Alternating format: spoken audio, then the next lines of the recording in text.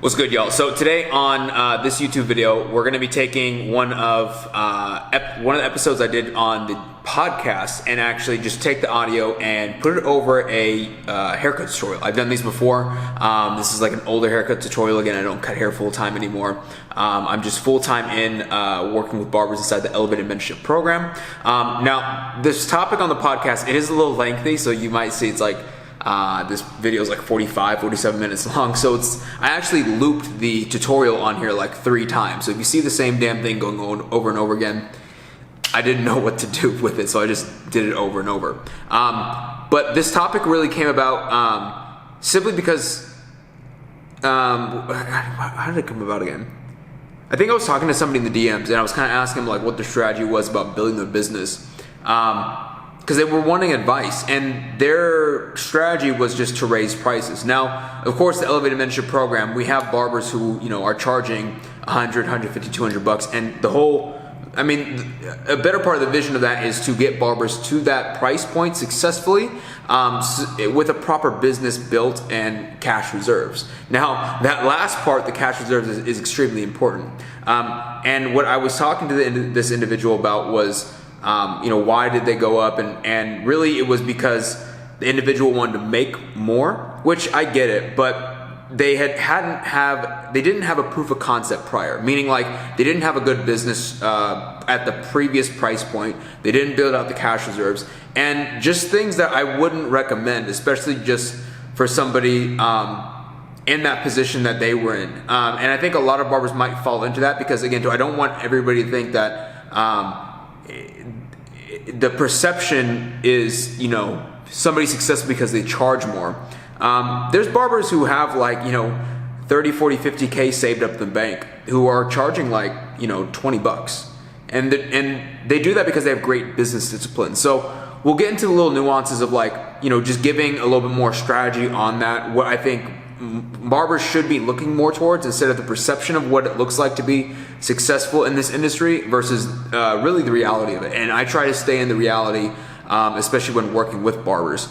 So this is just kind of like my observation and what I'm doing with barbers in the program, and just also to shed light, because I think some people do think that all we do is just raise prices and be assholes to clients. And that's not it at all, right? There's more strategy involved with this that you can't see behind the scenes, but most people just only see the price raise. So I don't want to really waste too much time talking about what the video is about. So let's just get right into it.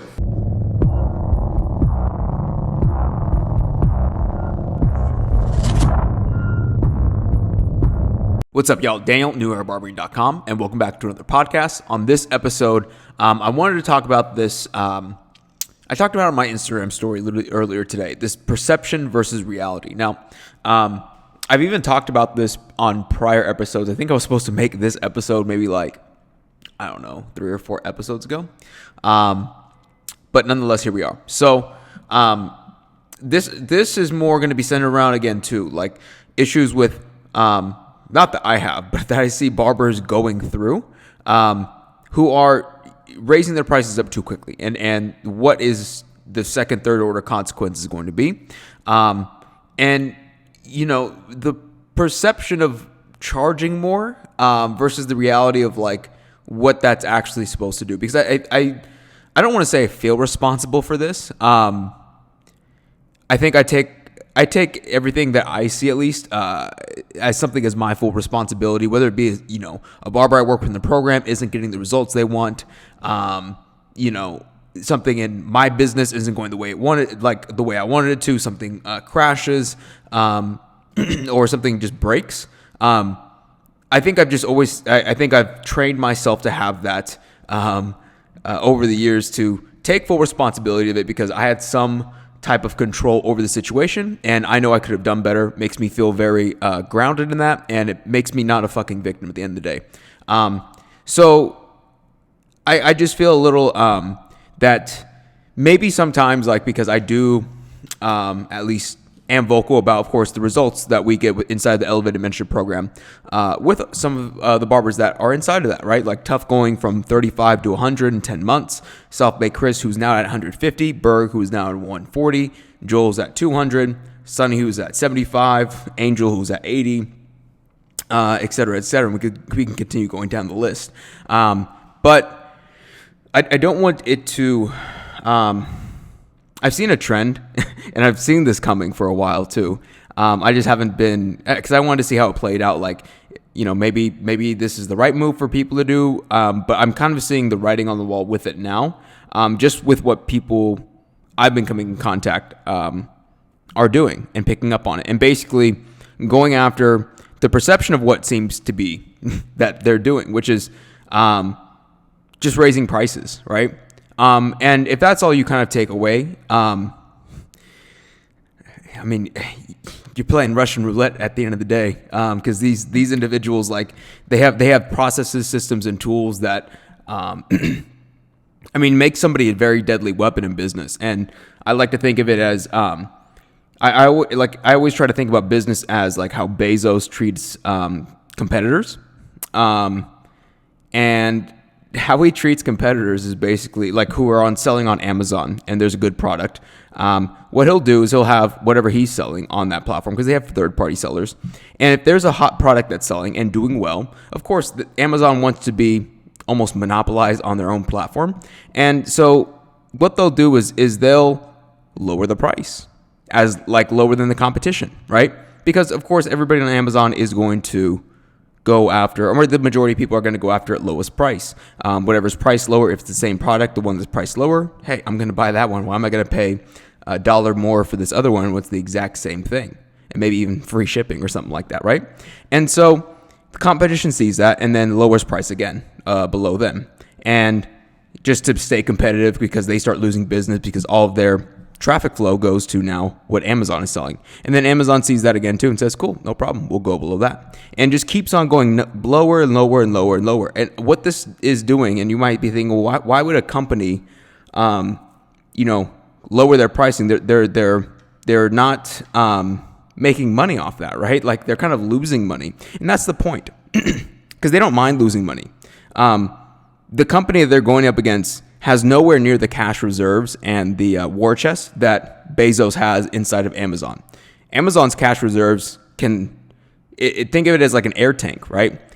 He can stay under the damn water way longer with that oxygen tank than somebody can with just holding their breath. And that's basically the analogy that I think is perfect for what they do to competitors, right? They basically drown them until that competitor either gives up because they're not profitable, they're not making money anymore, and it doesn't make sense to continue selling. So what Bezos does then is, hey, look, I'll pay you for the whole company, and now I own that company, and now I took out one of my competitors, and I have a great product that's making me more money, and then once that happens, they can raise the price back up to whatever it was regularly.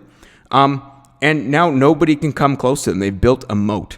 And that's what business is. It's a strategy game at the end of the day, right? It's not who can look like they're the most successful or buy the flashiest thing or like charge the most. That's not the game. Like, it's at the end of the day, you want to build up that war chest, because when you do go to war, and war will happen at some point in time, right? Meaning like, we don't as in the barber industry, we don't have that type of like thing to worry about. But there's things like recessions, or just things that happen in the economy every 10, 15 years, like I've talked about before, that like most people don't take an account for. And if you do, that's like building your moat, so that when you don't have to worry during those times while everybody's stressing out, you can get a competitive advantage. And then however you want to pivot off that, now you have an opportunity while everybody else like kind of goes back down to zero. It's very strategical, right? Very strategical thinking.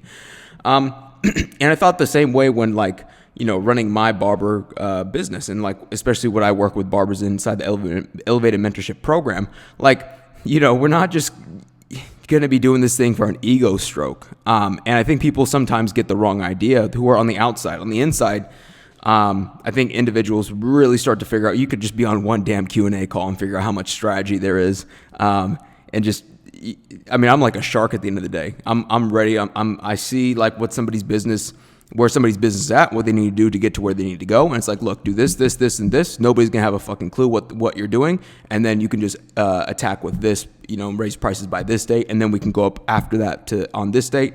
But we're going to have to do this, this, this, and this. And nobody can see what's going on behind the scenes, right? And I mean, nobody's supposed to, because it's a program. Like, people have to, obviously get into to understand. But it is somewhat of, I guess this is the repercussions, and I don't want people to get the wrong ideas about it, just about raising prices, because what I'm now seeing is that people are now optimizing just for the look or whatever number they charge, and forgetting that, like, look, there's a number in the bank that matters, right? And you shouldn't, just because somebody raises prices doesn't mean like you should get. Because I remember, like, when I first started coming public about the Elevated Mentorship Program, student results and everything, I started noticing barbers in those other areas of other barbers. I don't want to say flustered, but they definitely, like, they were like, oh man, if he's doing that, I'm just going to do it too. Which is fine, right? I don't mind that. I think I don't want anybody to, like, fuck their business up, because people have already, and I've talked to individuals, and we even have somebody that I work with inside the program that has done that same thing as well. Luckily, we've gotten him back on track. And I'll go into the details of that later, so that maybe if that's where you're at currently, or, potentially thinking about, like, how to actually either get yourself out of that or even avoid it altogether, right? Because I think that is very helpful just to have a case study of that. Again, the perception of just raising it because they should, well, the reality is, like, we revamped their whole operation structure and really just the approach of how to run the business model of a barber, right? It's very, very different. And I think for a lot of individuals too, especially as barbers, because we, like, a lot of people, this is our first business typically, and I think, again too, I feel somewhat responsible for not being as vocal on this, of like, look, this is what you should have at least at the, like, if you're not at that position, which most barbers in their business are not, this is what you should be focused on. And maybe that's why I'm kind of creating that podcast too, kind of cleaning up the mess, just so people can get back on the right track and not try to play. Because it gets to a point of, like, some people just start playing the keep up game, right? Or the catch up game. Like, oh, he did this, I got to do this now. Like, none of that shit's going to matter in 10 years, honestly, right? Like, businesses try to do that, even with Amazon.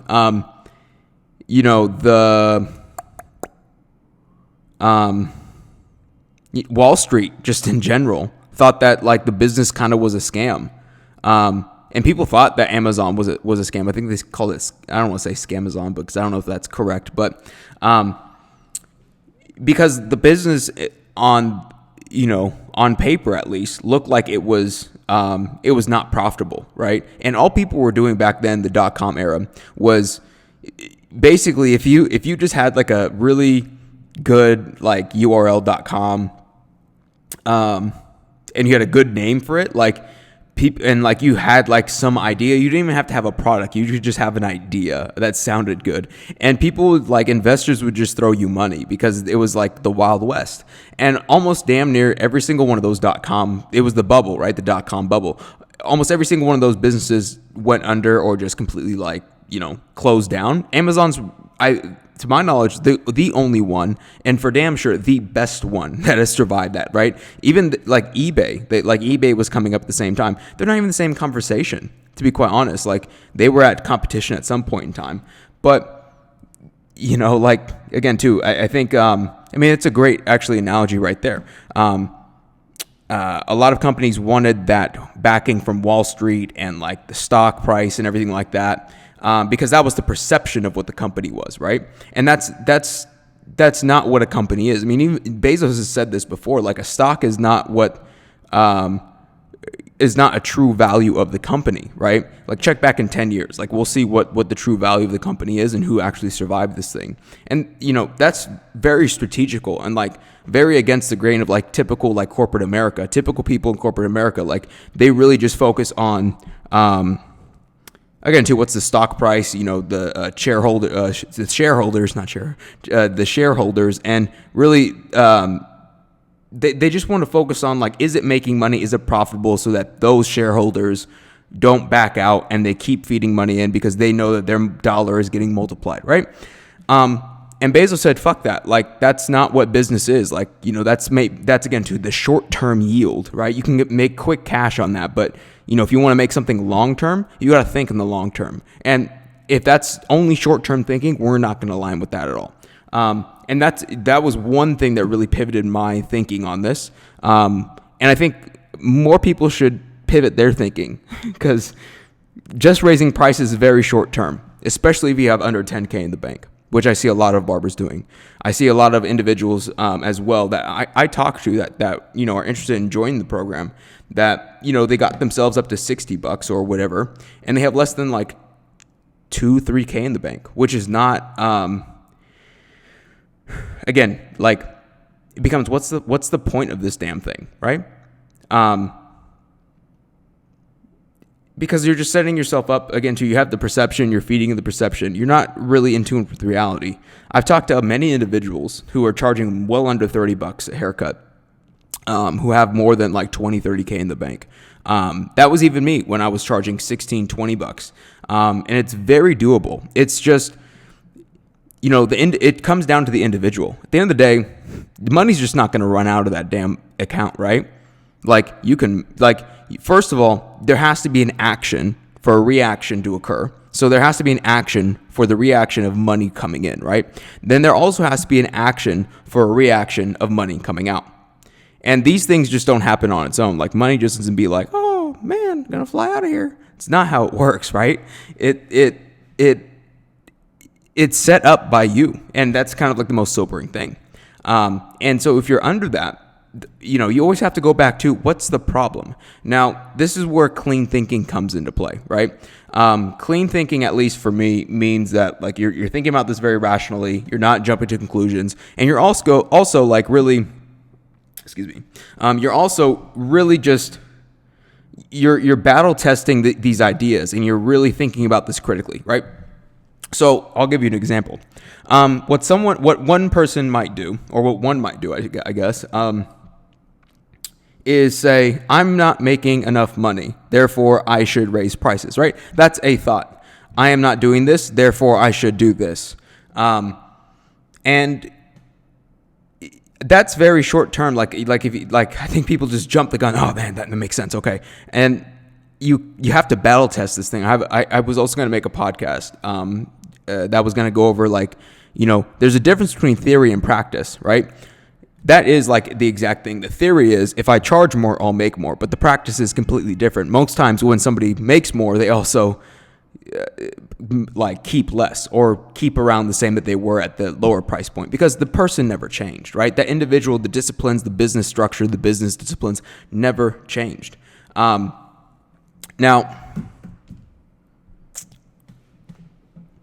I'm trying to find my space on these notes real quick.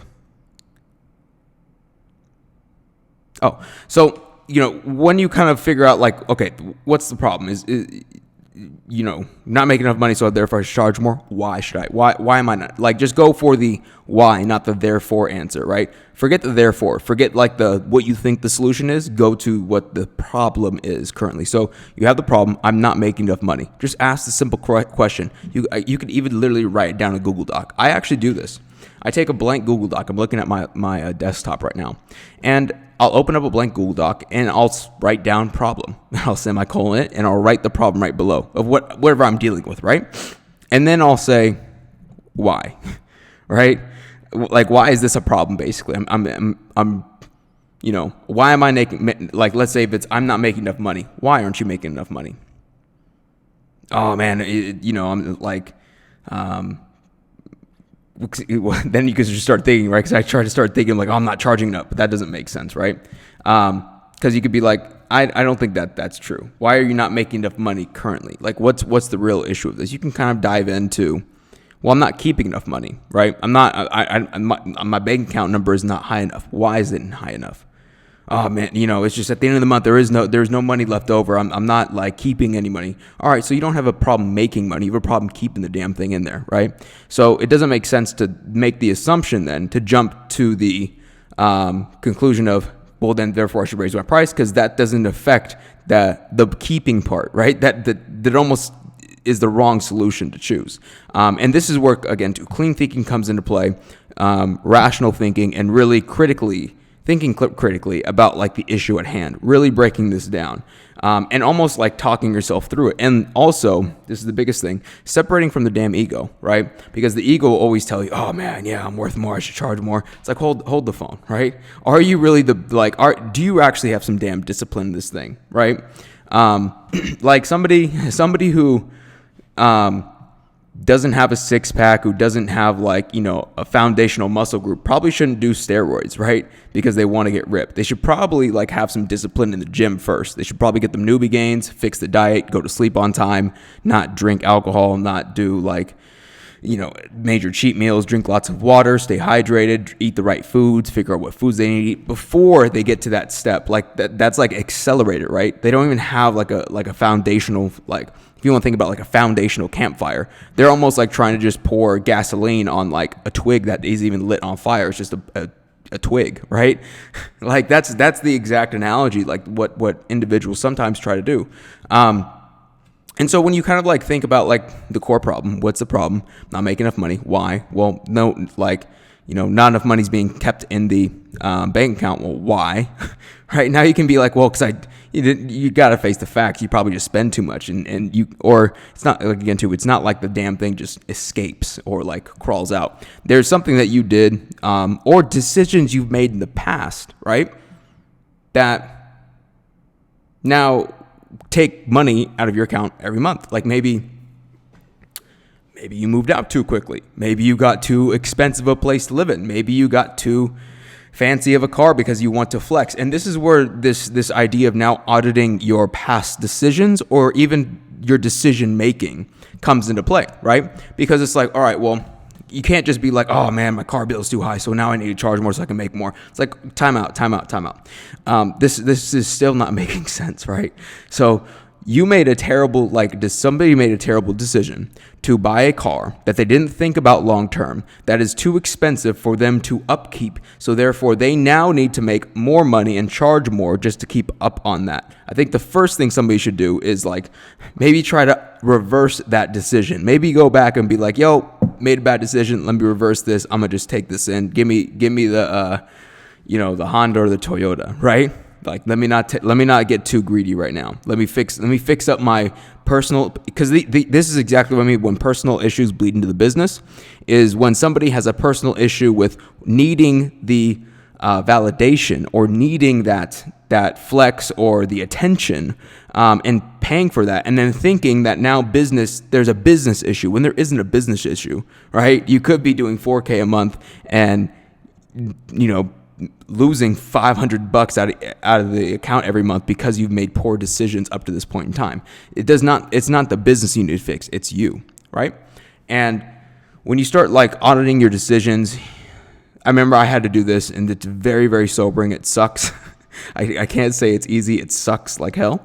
But it's very eye-opening, and if you just start making this a regular practice. So, when you're about to go make a buying decision, like, I don't know, maybe you're going to buy some new clothes. Why am I going to buy these clothes? What is the real underlying reason here? It's not because you want new clothes, right? Like, if you have fine clothes, like, you probably don't need to buy anymore, right? Like, you just kind of want to like really think critically about this decision. Am I really trying to buy clothes, or am I really actually trying to flex to get attention because I feel lonely? And sometimes you'll come up to like those like really depressing answers, and you're like, fuck, I got myself with this one, right? And that's fine. I think everybody at some point in time, especially as barbers, we've all done that. Because money comes into our pockets, or into our hands, I should say, every single day, at least when we're cutting hair. And it's very easy to spend money when we have a lot of it on hand and it's coming in continuously. It's a different discipline to like keep it, and save it, and not spend it, so to speak, right? So that's one thing, auditing like your decision-making process. And furthermore, like auditing like further decisions that you make, always being conscious. Is this something that, again, too, is a short-term pleasure or for a short-term reason, right? Like, let's say you're going to go get a car. Is this for a short-term reason? whatever car it is, or is this actually a long-term reason? I still drive a damn Toyota Corolla. There's no way in hell I'm going to buy a new car. I don't need a new car. I don't drive around anywhere. I don't need that validation. I'm good, right? The thing's paid off. I've had it since like 2013. I'm chilling. I've even had people ask, like, why do I still have that car? Why would I need a new car? Right? Like, that's a great, like, why do I need a new one? The damn thing's fine. It's going to last forever, like a while, and gets great gas. And it helps me build cash reserves. Like, I'm more focused on that than anything else. And I think everybody who runs a business, especially barbers, like, like early on, like this was just like gave me a stupid competitive edge, because like everybody else was just more focused, because I was already 21 at the time. Everybody else was focused on whatever they made that night, go out to the club and spend it all, right? And I was 21, and I didn't really even have like friends to go out with, really, like, or the friends that like wanted to go out, like. So I just stayed at home, just like fell asleep, woke up, went back to work, did my thing, and just like stowed cash away. And that's the best like strategy. Like scaling a business, you enter a different variable. And again, too, this is like what the Elevated Mentorship Program, like what we try to like really push across is that, we want to battle test this thing. We really want to build it proper at that prior price point.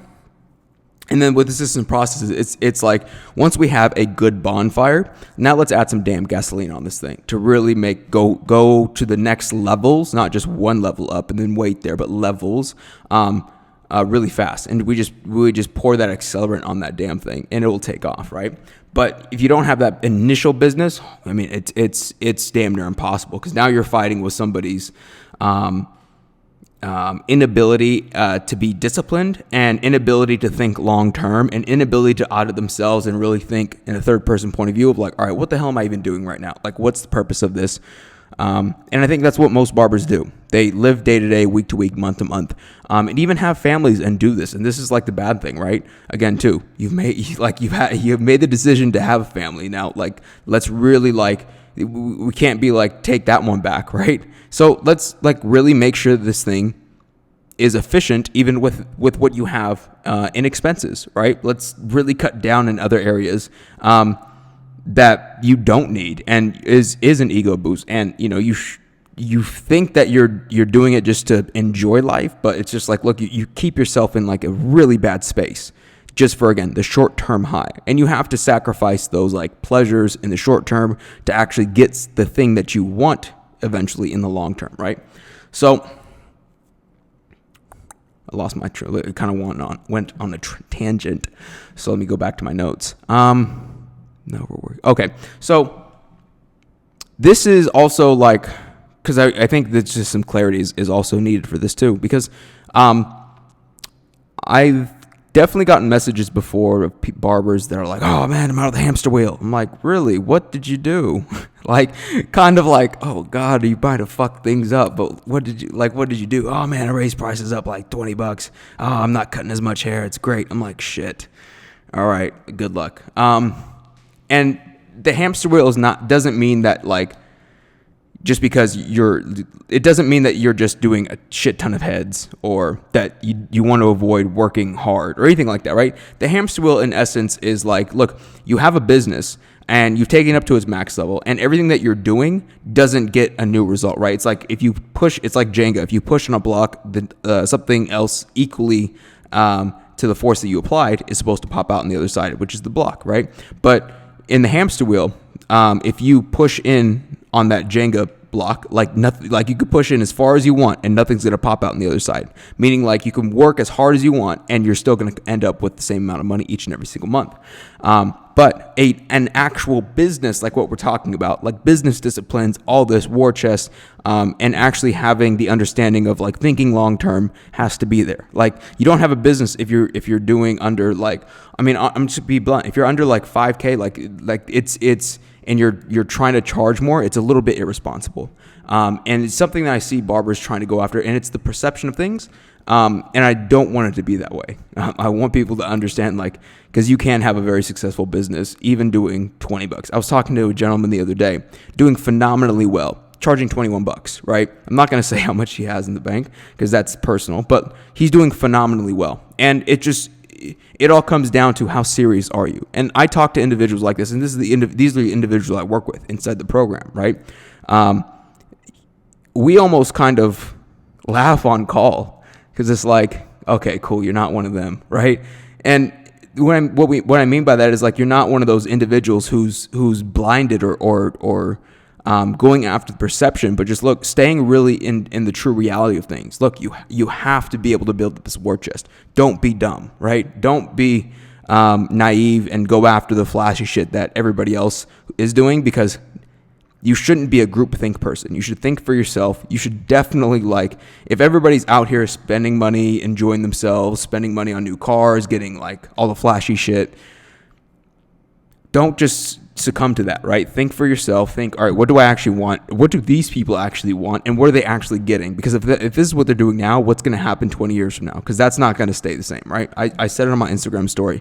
We'll see in 10 years where everybody else is at. I thought that same damn thing 5 years ago when I was like, or not 5 years ago, but like back in like 2015, I was like, all right, by 2020, 2021, we'll see where everybody's at. Because I'm cutting hair now, but I got a different plan. I'm going to pivot, and I'm going to build this thing to be able to make that move. And you could see where in the 5-10 year span where everybody's at, and it's, I think, the same way as like, that's doers versus talkers, and you could see that from I was talking to one of the barbers who's in the elevated mentorship program. Because I think everybody should get more in tune with who a doer is versus a talker and avoid the talkers. I mean, just look at like, I love music, so I used to really study like artists and like hip hop and everything. So you could look at like back in when Drake was coming up. I mean that group of artists, right? You could say Drake, A$AP Rocky, Big Sean, Kendrick. You could put like a couple barbers in, or not barbers, Jesus, couple rappers. Imagine if Drake was a barber. Couple of rappers in that like category. And we, like, even Drake said it, we'll see who's where in 10 years. Like that's going to tell, test of time is going to be truth, right? And I think we see where everybody's at, and where everybody, like, nobody even thinks about some of these artists, honestly. And Drake just got Artist of the Decade. And it's like, that's, at least for me, like how I think about like how, any barber should be running their business. Like, look, that's fine. Stunt right now. Make your noise. We'll see where you're at in 10 years, right? We'll see where you're at in 5 years even, because this thing's brutal. This thing is harsh. And if you don't set things up properly right now, it's going to take you out. And it's almost like also too, like, I understand from a sense that it's like, what else were you guys trying to do, right? Like I thought we were in this to win. I thought you were going to be a little bit more of a competition, or somebody who's going to push actually harder than what you did. And like that's the energy that like if you listen to anything that Drake talks about, like, I mean, I think now he's a little bit more again, he's playing the nice guy as a kid, but like, before it was like, dude, what these I mean, they're frauds, right? They're just not, they're talkers at the end of the day. They're not about what they say. They're more into fashion. They're more into all this other stuff that really, fashion and women, they're going to get caught up. That's fine. Watch what we do in 10 years. We're just focused on this thing, right? We're building for a 10-year thing, not like to be flashy or to have the biggest name out right now. We're building the war chest. And, guess who just built their own like mansion? The embassy, right? Dude, I mean, like, come on now. So this is kind of like how you and if you track anything too, like, just look at back over like people's careers, other hip hop artists. I think hip hop's like incredible just to look at doers and talkers, because everybody kind of chirps, right? Everybody chirps about like all this bullshit, but who's where? Like, think about like people who were like around, when Jay-Z was coming up and making a name, like the people like in that era. You could clearly see who's the doers and the talkers, right? That's what I'm talking about. Talkers just, they'll talk a big game. Oh man, yeah. Oh yeah. And, all right, 10 years. What are you going to be doing? Same damn thing, still talking. Doers going to be like in a completely different space and time. And that's the perception versus the reality. But perception is all about talk. Talkers love perception. They love the perception of things. They go after the perception of things. They fall in love with the perception of things. Doers just show me the reality of it. And they're in tune with reality. They understand what is real, what's not. They could spot those things in an instant. And this is, I mean, maybe I should make a full podcast on what to do, like how to audit yourself of being a doer versus a talker. I think that would be super helpful. But like, you could audit yourself of like, who do you listen to? Like, I started looking at who I listened to, consumed like media-wise, consumed like music-wise, consumed anything-wise, and just did research on the individual. Are they a doer or are they a talker? Because if they're a talker, I don't want to have anything coming into my mental capacity. Like, I even stopped listening to certain artists because these people are talkers. Time has showed me what they are and who they are. I don't even want to listen to their bullshit. I'm not going to feed into it. I just want to listen to doers. Right? I want that energy. I want to be on that frequency because that's what I'm more interested in. Right? All right. So we kind of went through all of that. Seeing a lot of barbers raise prices. Oh, already kind of went over that. You know, seeing a lot of barbers raising prices, but never had the actual business. Now this doesn't apply to everybody, but I think for a majority of people, like that I've talked to, at least, I mean, it makes me a little concerned. So I feel like I should at least make this podcast. So hopefully, if you are listening, and that is you, no worries. Like, people make mistakes, just pivot off it, right? So what to do about this, right? So, like I said before, we had an individual who also fell into this trap of like raising prices, never had a solid business. He actually went from $20 to $40 to $60, and completely broke his business. And this is why I'm always very hesitant on even saying on anything on media of like, hey, you should raise your prices, because I think it's very detrimental because it's a case-by-case study. You have to understand the individual. You have to understand the business. And it is a very curative process to get somebody up to that next level successfully. It's not just like you raise it, and it's not like what's it called, that Field of Dreams, like you raise it and they will come. Like, that doesn't work, right? I think more barbers, like, it just people in general, have like a hope and pray method than an actual strategical like angle at this. And you have, again, to business is all strategy. It has little to do with like your hoping and praying. It has everything to do with your strategy. So, how do we fix it? So simply, all we fixed was, I mean, you're gonna hate to hear this, but we went back down. And if that's like a situation, like that's really the only thing you can do. Like, if you didn't build it, like, you can't scale up. You can't be doing these things. You should just go back down and work on those other like tactics, right? Or just not tactics, but those other business disciplines, really, like storing the war chest, like auditing your decisions, fixing up everything about yourself so that these personal issues don't bleed into the business later on. Because if you scale up, and this person kind of had the same issue of like, we scaled up, these personal issues still keep on bleeding the business, and it's just this self-fulfilling reflexive cycle that just spins somebody down to the ground and like just really buries you. And as much as it's gonna hurt the ego, it's the smartest thing in the long term, right? Again, too, if you have done that and you are so prideful about going back down, you should definitely look at like, what are you really like trying to do? Are you trying to live in the short-term things or the long-term things? Because if you're living in the long-term, you're going to have to take short-term sacrifices. You're going to have to bite the bullet in the short-term. Long-term wise, it won't be the case. If you're living in the short-term, may God help you. That's all I got to say.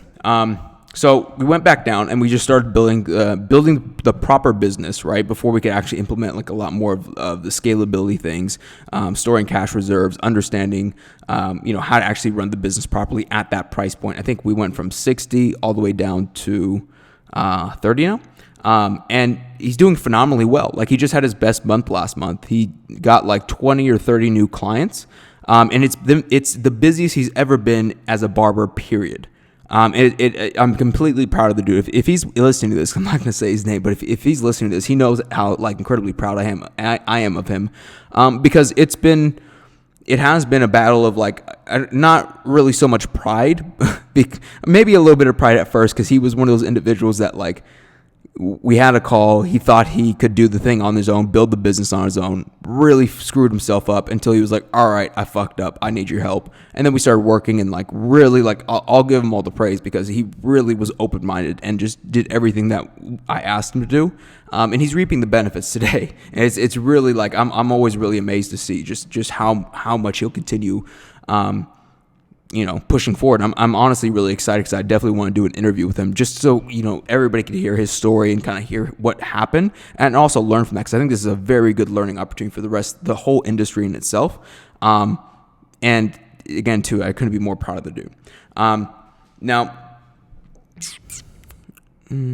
That's just at least how we fixed his business. I'm just looking at what the rest of my notes are. I want to make sure I get everything that I wanted to say.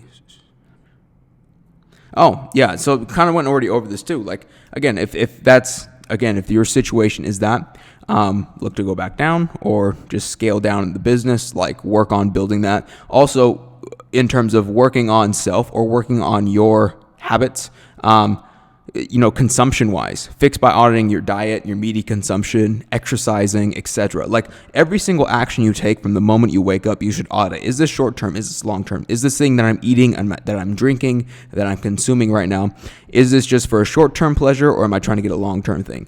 And I've completely audited my entire life from how I drink. Not like alcohol, but like, just water, no sodas, really clean diet.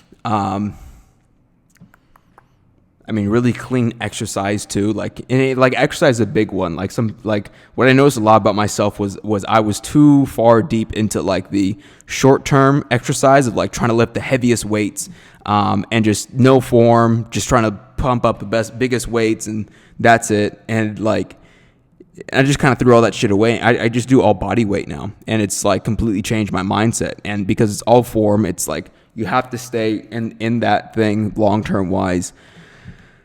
And you can't get out of you can't escape the pain, right? Like you really should just audit everything you do. Audit the music you listen to, audit like media that you watch, audit like people that you listen to. Like just look at everything that you're doing, and just like take a real hard look at it. Like, is this the right thing I should be doing? Is this like short term? Is this long term? What's the real reason why I'm doing this or listening to this? Is it because like I need validation? Is it because I need like some short term high? Or is this actually helping me to build something long term? That's why I switched to more reading books. It's why I switched to, I really only just watch CEO interviews. And I just don't, I don't think I ever watched like some like real stupid like TikTok videos or just scrolling aimlessly on anything like that. Cause that thing will get you. Even if you do that, if you just find yourself aimlessly scrolling on social media or just watching things for entertainment, anything entertainment wise, you should probably just cut out. I'm not saying like anything enjoyment wise. Like I enjoy watching like MMA fights. I enjoy watching, like on Instagram at least, I really enjoy watching animals eat each other, as like brutal as that sounds. But like everybody in the Elevated Mentorship program knows that I really enjoy what is that? Nature is Metal. I really enjoy that one. I really like seeing like animals in the wild, just attacking each other. It's just something about it I absolutely love. I like philosophy. I like learning about more philosophy. Doing research on individuals like that, and less just entertainment stuff, right? And I think you should do the same thing because this is going to help like top down business again to get yourself out of the perception versus the reality of what you want to go after. Social media is a terrible one, especially with TikTok. There's a lot of perception going on versus reality with that thing, or just any social media. Even like with books too, or people that like wrote books, I'm very like I put my guards up on people of like, oh, you should read this book. I'm like, it sounds like a perception thing. I'll do more research. I'm like, yeah, it's a perception thing, not reality. Too many things are, and again, too, this goes into theory and practice. Too many things have too much theory and not enough practice. I just try to base everything I do off of the practice, and you can easily spot the theory versus practice when something just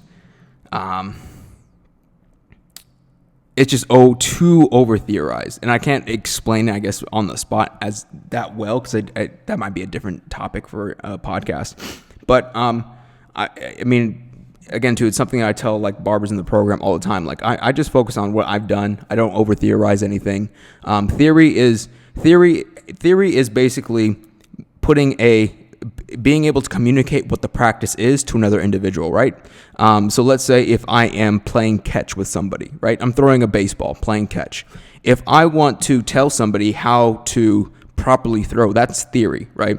But the practice is them actually doing it and actually feeling it out. And then hopefully somewhere around like when they do it, the theory, like if you communicate it and put the theory properly, they'll understand it. But no matter what, you're always going to be losing a tad bit of the practice, and you won't get that completely 100% into the theory. There's just no way. Even like what I try to do with business, there's still so much that like, even on Q&A calls that we just cannot get to, because it's just like the practice it's so dynamic.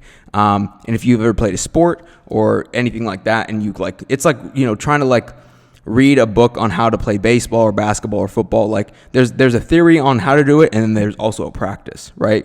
And you should have like a really good even mix of the two, but I always try to lean more on the practice side. I read the theory, kind of call bullshit on it. I'll go find out on my own practice.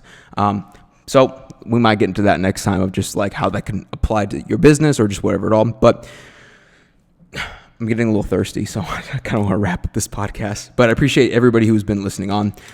Again, too, if this is, in terms of Elevate Mentorship Program, if you're in a position with your business as a barber where you're doing about, again, the 4 to 10K per month mark, have a proper business like we've talked about. In terms of, you have the cash reserves, you've been able to build things properly. You're not looking at the short term, you're looking at the long term. You're that type of individual, and you want to scale, but have hit that hamster wheel where, look, everything you try to do, it doesn't work, whether it be adding on more services, or it's going too slow. And you want some help to actually put, again, to the gasoline or that igniter fluid on top of your business so it can actually scale. So again, you can get out eventually from cutting hair full time. What I'll do is I'll put a link down below. You can schedule a call with me and we could talk to see if it makes sense, and you're a good fit for what we do inside the Elevated Mentorship Program, to work with me personally. So I really want to make sure, again, too, if you apply, make sure you give me as much information on your business. I really want to make sure it's a good fit for everybody. Again, to about 75% of people, it's just not going to be the best of time, even the ones who I do hop on calls with.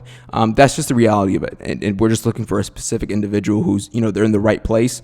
But at the very least, if that's you, we'll kind of go through like what's going on with your business, what are the problems, and at least maybe kind of give you a clear eye view of like what you should be going towards. So if that's you, again, too, go ahead. I'll put a link. It was say like to book a call or like ready to get help, book a call with me. And you can just book a time and we could talk, figure things out. If it's a good fit, great. We'll start working together. If not, no worries. We can come back to a later time. And again, too, if this is your first time listening to podcasts, welcome. Make sure to like, subscribe, drop a review, and rate the podcast.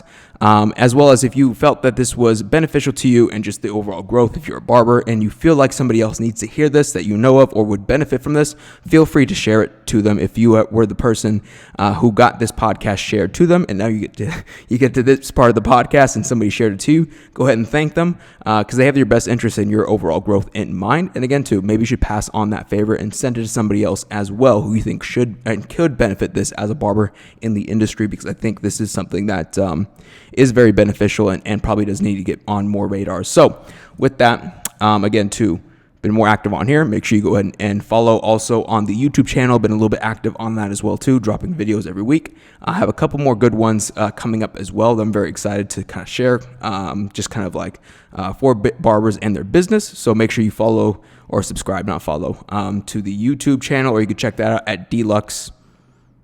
I guess that's it, Deluxe, the YouTube channel. And then if you want any more resources or want to check out anything else, barbering-com, great place to go. Resources, customer reviews, as well as you can also schedule a call with me through there as well, too. So we'll wrap up the podcast. Thanks, everybody, for watching, or not watching, but listening in.